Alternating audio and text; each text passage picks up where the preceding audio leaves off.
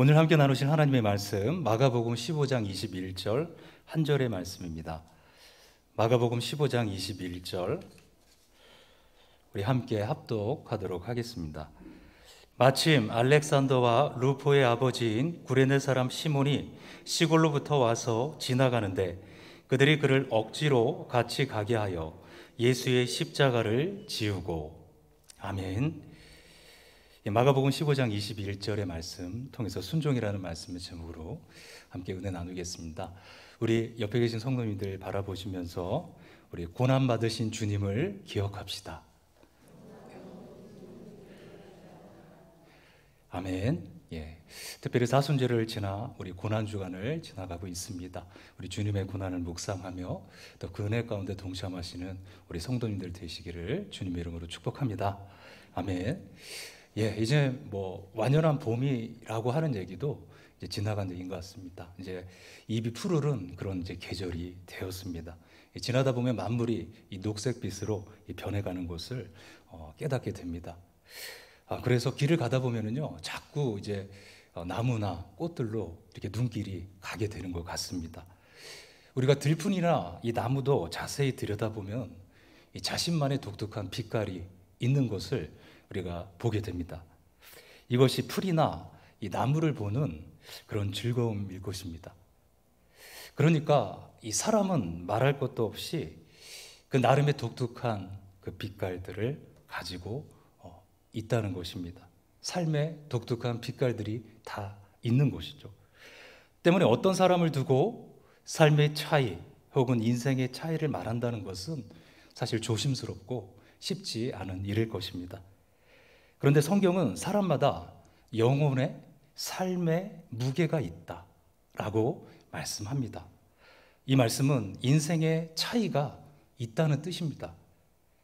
그렇다면 그 인생의 차이를 결정하는 것은 무엇일까요?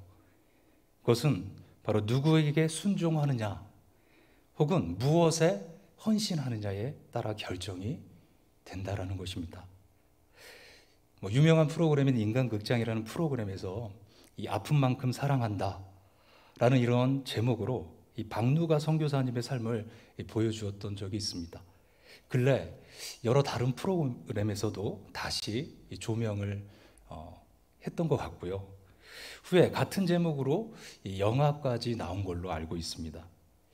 오지를 다니면서 환자를 치료해주는 이 선교사님은 이 췌장암 수술과 2번의 위암 수술 그리고 광경화에 이 당뇨 판정까지 받아서 사실상 시한부 인생을 살고 있는 중환자였습니다. 자신의 몸을 가누기도 어려울 만큼 쇠약해졌지만 이 병마와 싸우면서 필리핀, 인도네시아, 말레이시아, 네팔, 베트남, 캄보디아 이런 어려운 나라들을 찾아가서 의료 선교를 펼치셨습니다. 병상에서 죽을 날만 기다리지 않고 죽는 순간까지 자신처럼 병마로 싸우며 또 어렵게 살아가고 있는 그런 이웃을 섬긴 것입니다. 왜 그렇게 힘들게 사는지를 그분에게 묻자 다음과 같이 말씀하셨습니다. 내가 아파 보니까 아픈 이들의 고통을 알게 되었습니다.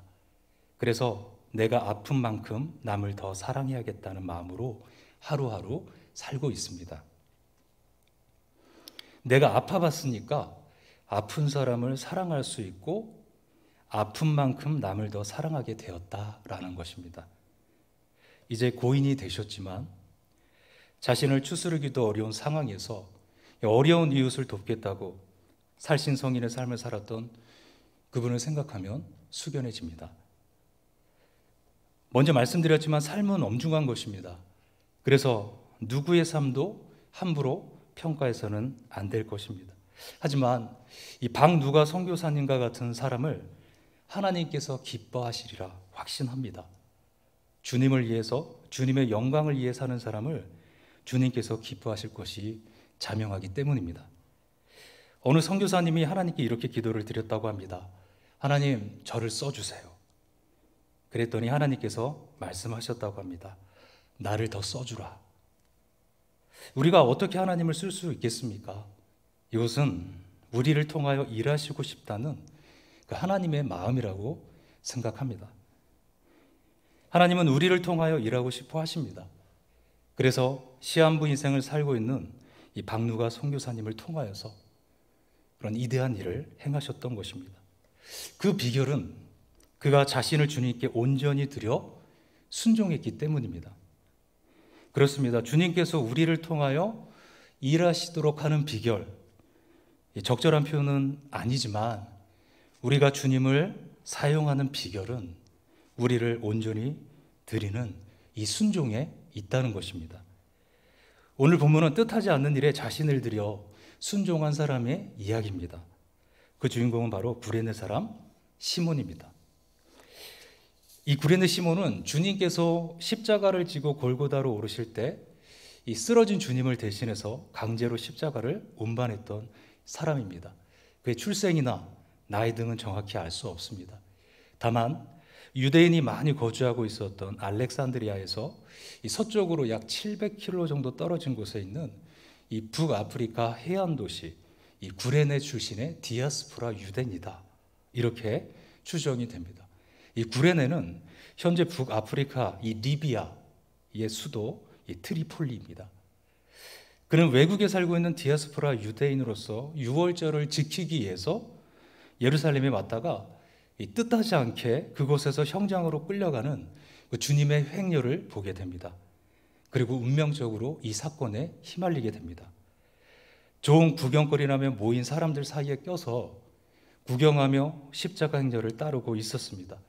그런데 재수가 너무 지쳤던지 한번 쓰러지더니 십자가의 무게에 눌려 일어나지를 못합니다. 병사들이 채찍으로 치면서 일어나라고 재촉하고 여기저기서 군중들이 비난과 야유를 퍼부어도 소용이 없습니다. 그러자 병사 한 사람이 주위를 두리번거리더니 그를 지목하면서 군중 사이에서 끌어냅니다.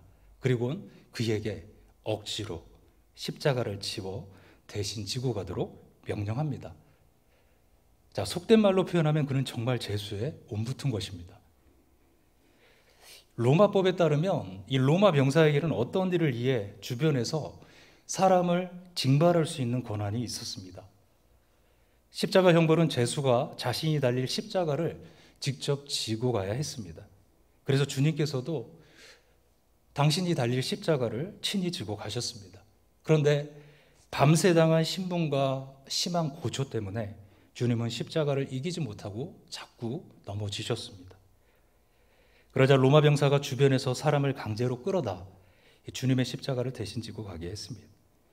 그때 로마 병사의 눈에 띄어 주님의 십자가를 대신 지도록 끌려온 사람, 바로 구레네 시몬입니다. 정말 느닷없이 이 사건에 휘말리게 된 것이죠. 그 많은 구경꾼 중에서 하필 재수없게 걸려든 것입니다. 그렇지만 그는 로마의 위력에 아무런 황변도 못하고 그렇다고 사형수에 대한 동정심이 있었던 것도 아니고 그저 그의 십자가를 대신 지게 되었습니다.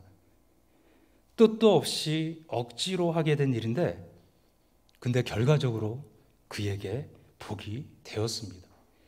얼떨결에 자신의 의지와 상관없이 한 일이 주님을 위한 일이었고 이 일로 복을 받게 된 것입니다. 그러니 이 구레네 시몬은 재수가 없는 사람이 아니라 굉장히 재수가 좋은 사람인 것이죠.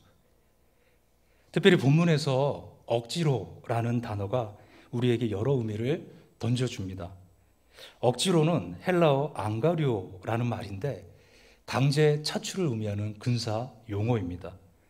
이 단어는 정부에서 특명을 받은 전령이 목적지로 갈 때에 인근에 살고 있는 사람들에게서 강제로 말이나 사람을 징발할 수 있는 것을 의미하는 것입니다. 이 로마 병사가 구레네 시몬에게 이 앙가리오를 행사하고 있는 것이죠. 그래서 시몬은 자기 뜻과는 달리 로마 병사에 의해 징발되어서 이 제수의 십자가를 지고도 아무 말을 하지 못했던 겁니다. 사람들은 대부분 자기에게 유익하고 영광을 받는 일에 뽑힌 것은 유쾌하고 자랑스럽게 생각합니다. 하지만 자신이 손해를 보거나 힘든 일에 뽑히면 싫어하고 불쾌하게 생각합니다. 왜 하필 나냐며 항변을 하기도 합니다.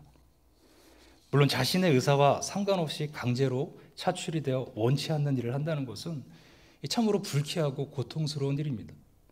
그것도 좋지 않은 일에 많은 사람들 중에서 뽑혔다면 정말 재수가 없어서 그리 된 것이다 불평할 것입니다. 그런데 그것이 누구를 위한 것이고 무엇을 위한 일이냐를 알게 된다면 태도는 전혀 달라지게 됩니다. 만약 내가 사랑하고 존경하는 분을 위한 것이고 그분을 돕는 것이라면 오히려 감사하게 되고 자랑스럽게 생각할 것입니다.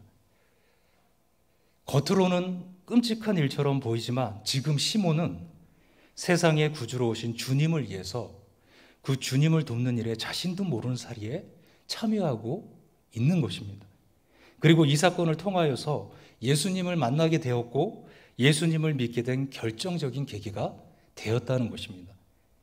또한 주님의 십자가 사건과 함께 새 복음서에 자신의 이름이 기록되는 영광을 얻습니다. 그러므로 이것만 가지고도 그가 억지로 주님의 십자가를 대신 지게 된 것은 의미가 있는 일입니다. 더욱 중요한 것은 주님의 고난에 직접 참여하는 영광을 얻은 것입니다. 이렇게 억지로 지게 된 십자가였지만 이 일로 그는 큰 은혜를 입게 되었고 그 은혜는 그의 가정으로 흘러가게 됩니다. 첫째, 그의 자녀들이 로마 교회의 중요한 일꾼이 된 것입니다. 오늘 본문에서 그를 알렉산더와 루포의 아버지다 이렇게 소개합니다. 그것은 그의 아들들이 잘 알려진 사람들이라는 것입니다. 마가복음에만 이들의 이름이 기록되어 있는 것은 이 마가복음이 로마에 있는 신자들을 위해서 기록된 책이었기 때문입니다. 성경에 구레네 시몬이 주님을 믿게 된 배경의 이야기는 없습니다. 하지만 주님의 십자가를 대신 짊어진 사건이 계기가 되어서 그가 주님을 믿었다고 생각할 수 있습니다.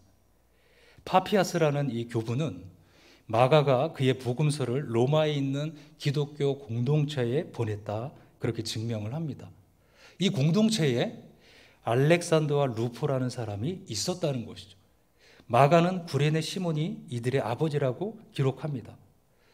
언제 이들이 구레네에서 로마로 이주했는지는 알 수 없지만 이들이 로마 기독교 공동체에서 훌륭하게 신앙생활을 하고 모두가 이름만 대면 알만한 교회의 주요한 일꾼들이 되었다는 것입니다. 그리고 이들의 이런 훌륭한 신앙생활 배경에는 분명히 아버지의 영향이 있었을 것입니다.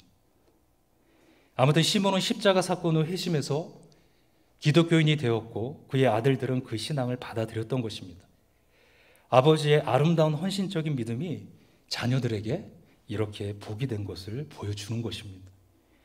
자식 잘 되기를 바라는 부모의 마음은 옛날이나 지금이나 동양이나 서양이나 똑같을 것입니다. 그 비결이 부모의 헌신과 섬김에 달려 있는 것입니다. 심는 대로 거두는 것이 바로 하나님의 원리, 축복의 원리이기 때문입니다. 두 번째로 중요하게 볼 수 있는 건 그의 아내가 믿음의 어머니가 되었다는 것입니다. 바울은 로마서를 마치면서 긴 인사를 남기는데 그 중에 이런 내용이 있습니다. 주 안에서 택하심을 입은 루포와 그의 어머니에게 문안하라. 그의 어머니는 곧 내 어머니니라. 로마서 16장 13절의 말씀입니다. 여기에 루포의 어머니가 곧 시몬의 아내를 뜻합니다. 아마도 바울이 바나바와 함께 사역을 할 때 시몬의 가정으로부터 큰 은혜를 입었던 것 같습니다. 그때 시몬의 아내에게서 받은 사랑을 기억하며 사도 바울이 이런 인사를 남긴 것입니다. 그녀가 자신의 영적인 어머니다라는 것입니다. 바울이 훌륭한 목회자이자 선교사, 신학자로 대성할 수 있었던 것은 이런 좋은 영적인 후원자가 있었기 때문입니다. 이뿐 아니라 고난주간만 되면 그는 어느 제자보다도 신자들에게 사랑을 받고 본받고 싶어하는 사람이 되었습니다. 오늘날 예루살렘을 찾는 수많은 순례자들이 주님이 걸으셨던 고난의 길, 비아돌로 로사를 걸으면서 주님의 십자가를 대신 지고 갔던 그를 부러워합니다. 이 정도면 그는 재수가 없는 사람이 아니라 엄청나게 재수가 좋은 사람입니다. 재수가 좋은 사람은 넘어져도 삼삼바사에 넘어진다는 속담이 있습니다. 그는 넘어지고 보니까 산밭이었습니다. 그가 받은 은혜와 복에 비하면 그의 수고는 작은 것이었습니다. 살면서 좋아서 하는 일만 있고 하고 싶은 일만 하며 살 수 있다면 얼마나 좋을까요? 그런데 살다 보면 억지로 해야 하는 일이 생각보다 많습니다.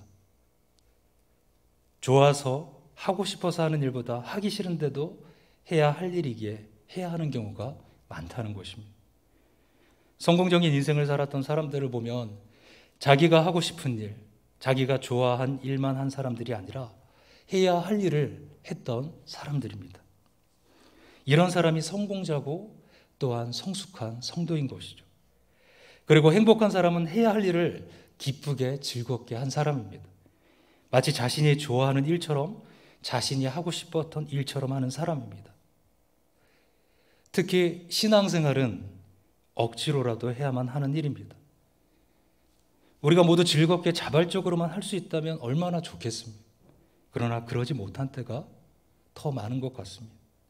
그러나 그럼에도 우리는 억지로라도 기도해야 하고 억지로라도 말씀을 읽고 묵상해야 하고 억지로라도 찬송을 해야 합니다.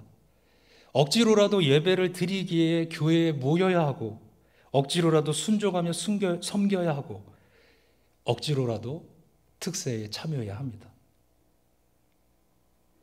이런 일들로만 신앙을 다 정의할 수는 없겠지만 주님을 따르는 신앙을 좁은 문, 좁은 길이라고 한 것입니다.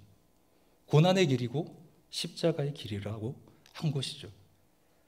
때로는 다 집어치우고 도망치고 싶지만 주님을 생각함으로 묵묵히 참고 견디면서 걷는 것입니다. 해야만 하는 일이기 때문입니다. 왜 우리는 억지로 주어진 일에 대하여 불평하고 불쾌하게 생각할까요? 그 일을 우연으로 생각하기 때문입니다. 그래서 재수가 없어서 내가 거기에 걸려들었다고 생각하는 것이죠. 하나님이 허락하지 아니하시면 참새조차 땅에 떨어지지 않는다. 주님이 말씀하십니다. 세상에 우연은 없다는 것입니다. 우연을 가장한 필연일 뿐입니다. 필연적이라면 거기엔 분명히 나만을 위한 하나님의 뜻이 있다는 것입니다. 나를 위한 특별한 뜻이 있어서 그 일이 내게 일어나게 했고 그 일을 하도록 내게 주어진 것입니다. 주어진 일에 대하여 이런 마음과 태도를 갖기를 소원합니다. 설령 당장엔 이해할 수 없는 일일지라도 그래서 힘들고 어려울지라도 나를 위한 주님의 뜻을 생각하면서 순종하는 저와 우리 성도님들 되어주기를 축원합니다. 순종이 있는 곳에 구레네 시몬처럼 주님의 복이 부어질 것입니다. 억지로라도 순종하고 섬기면 구레네 시몬의 가정처럼 신앙의 명품 가정이 되는 복을 누리게 될 것입니다. 이런 주의 자녀들 모두 되시기를 주님의 이름으로 축복합니다. 함께 기도하겠습니다. 살아계신 하나님 아버지 감사합니다. 우리를 사랑하셔서 주님을 보내주시고 이 땅 가운데 그 주님을 바라보며 우리가 주의 자녀로 살아가며 우리의 삶이 이 땅에서 멸망할 것을 쫓지 않고 주님의 나라를 바라보게 하신 주님, 오늘도 그 고난을 받아들이시며 겟세마네에서 피땀을 흘리시기까지 순종의 기도를 올리셨던 주님을 기억하며 오늘 우리 삶의 자리에서 주님의 뒤를 쫓아가는 우리 모두 되게 하여 주시옵소서. 감사드리며 거룩하신 예수님의 이름으로 기도합니다. 아멘.